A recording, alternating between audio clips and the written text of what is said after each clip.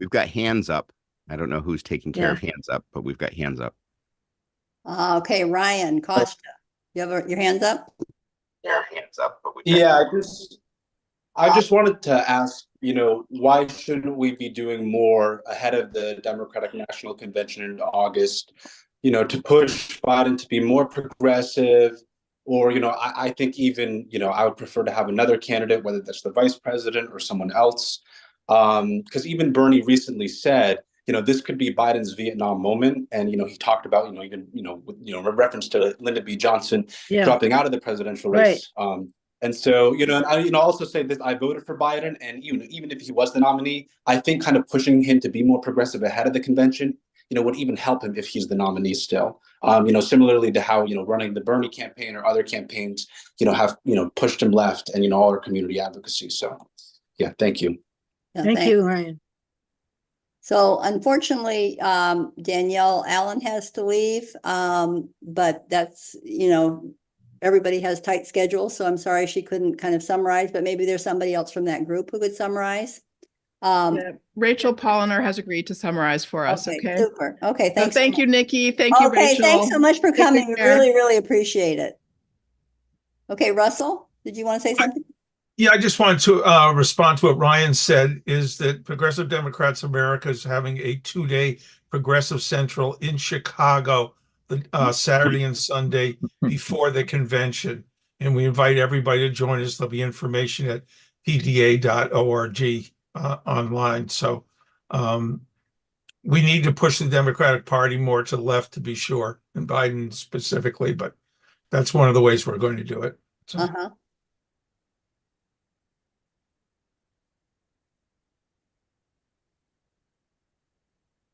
Thank you. Got another hand, Nikki. Ron. Ron, did you want to say something? I'm going to risk getting myself in trouble with my fellow activists here. It isn't Biden we need to move. Biden's tried to pass a whole mess of things that he simply doesn't have the political capital or the political power to get through. Remember, we have a 1-vote advantage in the Senate, and the House belongs to the other guys. So every time we want to do something like pass what was the best healthcare reform for kids in families, the ACA bump for the child tax credits, that was something that was better than anything that ever happened in my entire adult lifetime. And he tried to get it to stay, to be permanent, and it got shut down because he doesn't have the political will. He's also tried to make student loan debt go away. We know they literally took that to court to make it go and shoot it down. If you want him to do more for us, we have got to get more legislators elected who will actually support our policies. It's not the president. He's not Green Lantern. This isn't a comic book. He needs backup. We've got to give it to him. Okay, so I need to switch gears here. I know this is it. All of this discussion gets us going in different directions, and we want to share everything. And I'm hoping that with the breakout sessions that you were in, that there's a way to follow up with what comes up for you. But I think, Cole, can you tell me if folks are all back from all the rooms? Yes, they are, Nikki. Okay, great. Thank you. All right. So due to limited time, we are going to hear from 3 of our breakout groups. And we will be sending out notes or recordings of the breakout session. So you'll have an opportunity to kind of follow up with what was discussed in that group and see if you want to get involved in some way that they're suggesting. But the first group that we're going to hear from, we're just going to do a couple minutes for the 3 groups, is from the work that Russell and Michael did on looking at work within the Democratic Party, building alliances. Russell lives in Western Massachusetts. He's the state coordinator of the Progressive Democrats of America and member of his local town Democratic Committee. Michael Galbraith lives in Wayland, Mass. He's a founding member of Our Revolution, a member of the Massachusetts Democratic State Committee, and former chair of the local Democratic Committee. So they're going to talk about the discussion that they had in their breakout sessions first. Go ahead, Michael. Oh, no, I was going to tell you to do it. we had a fairly robust as we could have in the time available conversation about how to build a more progressive alliance of progressives. I always shudder when I use that word because of the extent to which, particularly within the Democratic Party, leadership folks almost always call themselves progressives, and whether or not all of us would agree about that label in any given case is another question. The consensus was, though, that clearly there are a variety of ways in which the party fails to adhere to its platform, to advocate for its platform, to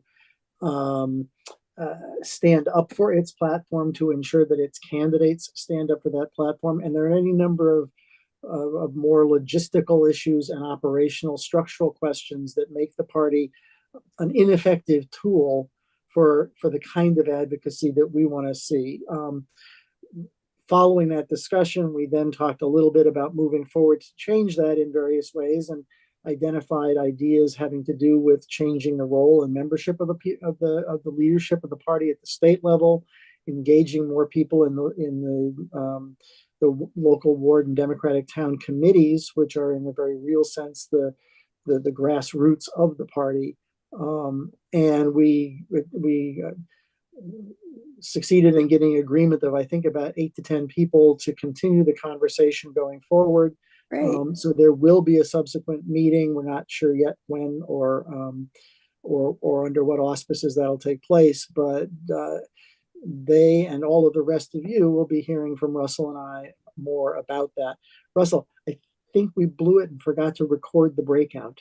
No, I recorded it. Oh, you did. You're so good. No, I recorded the breakout, and I also, I don't know where I did copy the chat. I have no idea where it got chat copied to, but I'm sure it's on my computer. Okay. I've got a copy of the chat if you need Guys it. are all set? Fantastic. We're done. Thank you very much. Russell, I've got a copy of the chat if you need it. Oh, you do? Terrific. If you Thank can't find it, let me know.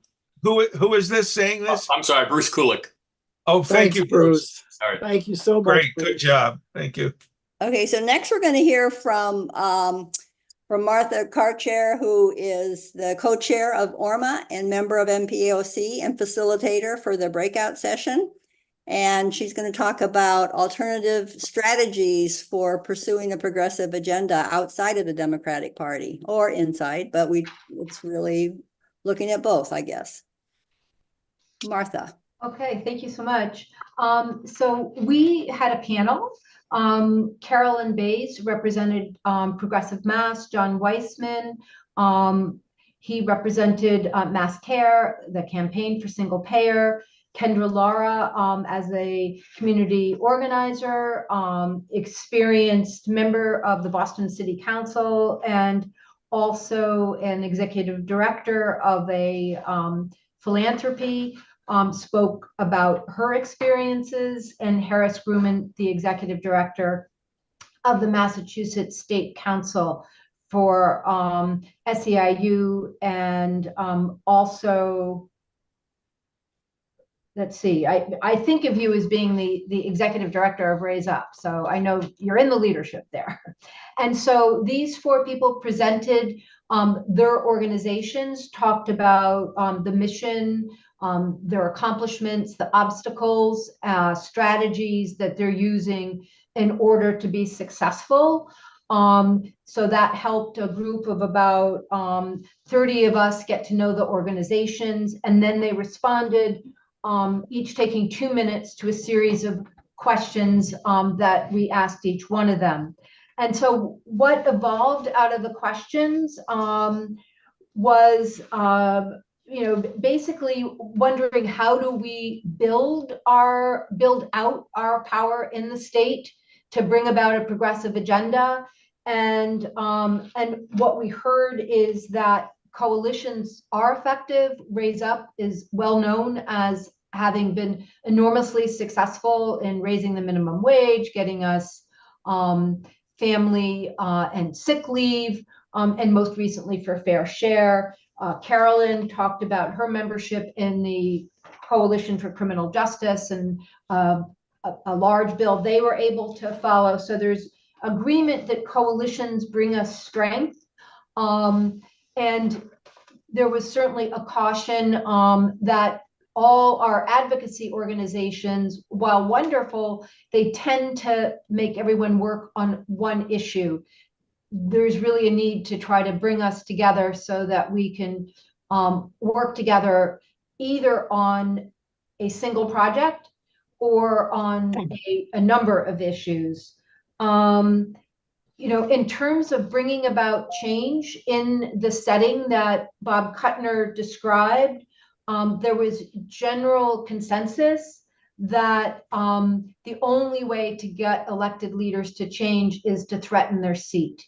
And the way to do that is to have relationships with activist groups in their districts. So that's a coalition that needs to be formed. There was a lament that our progressives that work together in large groups tend to be concentrated in cities, but that doesn't mean that there aren't progressives in the more rural districts, and we need to be working together.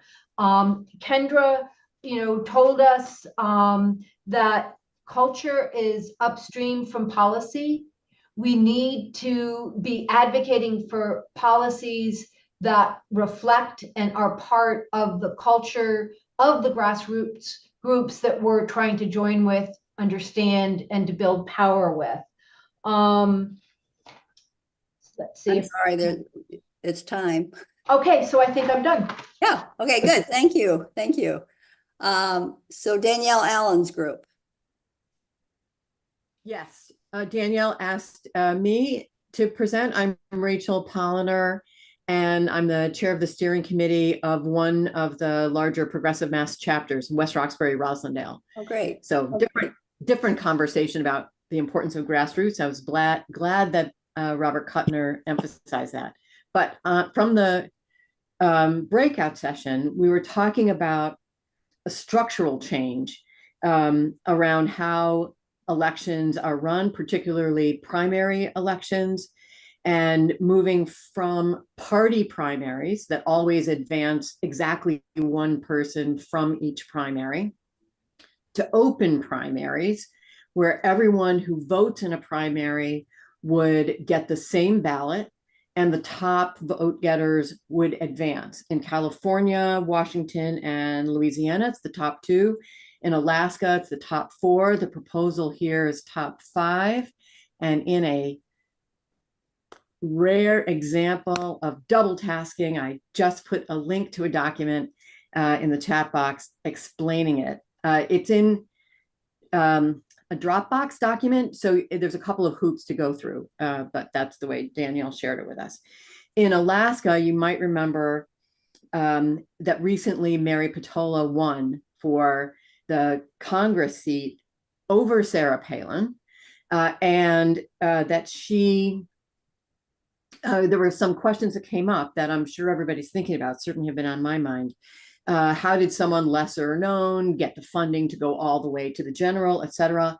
It turns out in Alaska anyway, we'll see, what the translation is. There are other states now thinking about this, that once it became clear that the top four in Alaska would make it through, it opened up whole different pathways for her to get funding. So she was able to compete effectively. And because, so this I have to explain. In the primary, it's open and you vote for one. That's it. So that's the system everybody's used to. You vote for one. What you're not used to is seeing all of them on there, except in Massachusetts, we are used to that on municipal ballots. So that's part of the education thing. It's sort of like municipal. But then top four in Alaska or top five here would make it to the general. And in the general, ranked choice voting would be the tech tool applied to how to understand who the winner was. And that's how Mary Patola won. Because Sarah Palin, no surprise, ran an extreme campaign. So that is what we were discussing, raised a lot of interesting conversation about how that varies, what the education process would have to be, all sorts of things that are in the conversation. And I think everyone, I think there was unanimity in being at least interested and curious and willing to keep the conversation going about this. And what Danielle implied, I'm not sure if she explicitly said, is that Partners in Democracy has been hosting learning communities about this and other democracy renovations for the last, I don't know, year, I guess. So there's some of us from education, from democracy, from progressive organizations. There's a left of center, there's a right of center learning community. There's a young people's learning community. There's a union learning community, et cetera. So they've been hosting a lot of conversations to see about seriously advancing this. Yeah, fantastic. You know, the thing about these kinds of meetings is that there's so much information, and it's like, how do you put it all together? And I think that you really can't, that this just is, our system is just very complex, and hopefully people within each of the groups know how to follow up, because it sounds like there are different pieces of work that we all want to do. The legislative transparency breakout session seems to align a lot with what you were talking about there with Danielle, and I think a lot of them do. We also had, the single payer and the Gaza discussion. So those were more kind of issue based, and we didn't have them report back because, it was so specific to issues, and these were more general. But I'm aware that we're at 4 o'clock, and I am sure we could go on for a long time.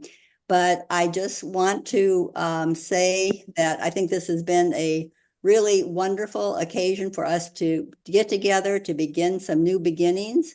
I think it's important to remember that Massachusetts has always been a progressive leader for centuries. I wasn't aware of this, but, our founding fathers of our country modeled the Constitution on the Massachusetts Constitution. It also, our state invented universal health care that then got renamed Obamacare. Our Supreme Court gave the right to gay marriage. So we've always been in leadership positions, and our leaders have failed us right now. And we need to figure out how to take back the mantle and really get into a position of strength. And I think we've got a lot of ideas and people that are interested in doing this. So I'm very excited to hear about all of the breakouts and what sort of the next steps are. We're going to have an evaluation form that we're going to ask you to fill out. There's a QR code as well as a URL address for you to fill out the form, and we'll also put it in the chat. We really care about what you thought of this conference, this event, and what worked well, what didn't. Would you have other kinds of breakout sessions? That would be really helpful to know. The last thing I just want people to know that you may not is that this conference has been brought to you by the Massachusetts, it's like an ad right at the end, brought to you by the Massachusetts Progressive Action Organizing Committee, MPAOC. MPAOC is a coalition of Massachusetts statewide political and community organizations formed to increase progressive political power. We aim to support progressive candidates, progressive legislation, and increase the unity and clarity of the progressive movement. And I think that this conference has helped move us in that direction, and we hope to follow up with as many of you as are interested. And again, thank you very much for attending. Anybody have any last comments or thoughts? I don't know that I can see hands. I don't know if there are any hands. Thank you, Nikki. Happy birthday, and thank you. Oh yes, we have to say thank you. We have to say happy birthday to Tracy, who was my right-hand person and helped me so much. And we could sing a song if we could only sing, but all right. Happy Thanks so birthday, much Tracy. for coming. Happy birthday. Happy Bye-bye. birthday, Tracy. Bye, everybody. Peace. Bye-bye. Thanks, everyone. Bye. Thank you. Everyone.